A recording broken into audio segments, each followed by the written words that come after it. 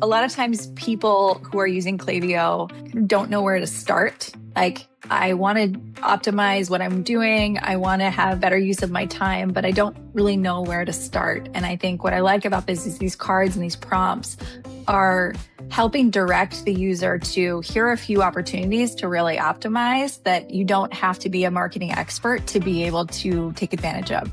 Have an orchestrator calling sub-agents that can really run complex data queries and do complex thinking to really get to the bottom of things.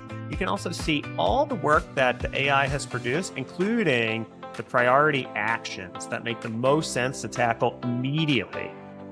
This is like the sweet spot where Grid and Pixel operates. And so I wanted to show you today this new product that we've deployed, AI agents for Klaviyo that tell you exactly what to fix. And so very easy to use. Just going to start here, connect to Klaviyo, and go through the OAuth, select my account, hit allow. And then here, I come to a dashboard full of different agents that can really interrogate your Klaviyo account in a number of different dimensions. And so let's kick a couple off. We'll just start off with a revenue snapshot.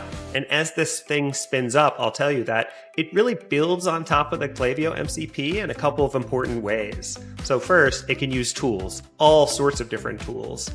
And also it can spawn sub-agents. So now we have an orchestrator calling sub-agents that can really run complex data queries and do complex thinking to really get to the bottom of things. And so as this guy's running, and we'll come back and look at it in a second, I'm also going to kick off a deliverability agent to get into that aspect.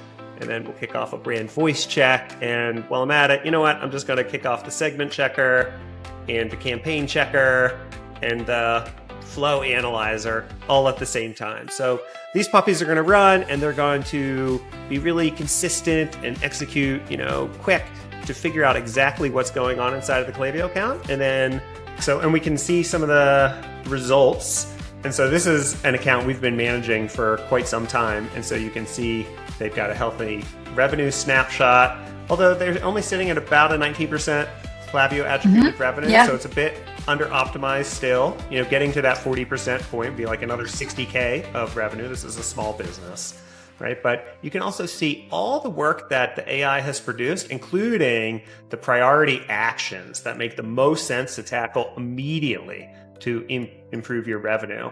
In terms of deliverability, same deal. You get to see your deliverability score and also what segments are recommended to start using. Everything is at a glance and supported with data. Just drilling into the brand voice. This brand has a healthy brand voice, and you can see what it is and what's working for them and what they might want to think about improving next. I see a lot of brands that are in a risky watch zone on their brand voice because they're overly transactional. They talk too much about products and prices, and they're not actually using like a real tone to help develop that and engender that relationship. Let's look at the campaigns quickly. So you can see here we've scanned through 10 campaigns. Looking at the overall results, and you can actually see how they talk about themselves and their products in this like simple interface.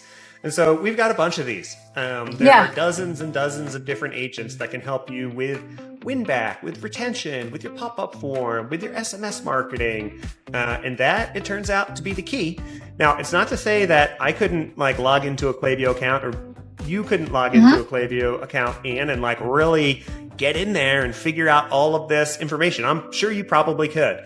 The trick is it's time consuming. Like it easily take a couple hours to like really get in there and look at every flow and flow message and campaign and segment and like really wrap your head around it. But the great part about these AI agents is that they run autonomously in the background.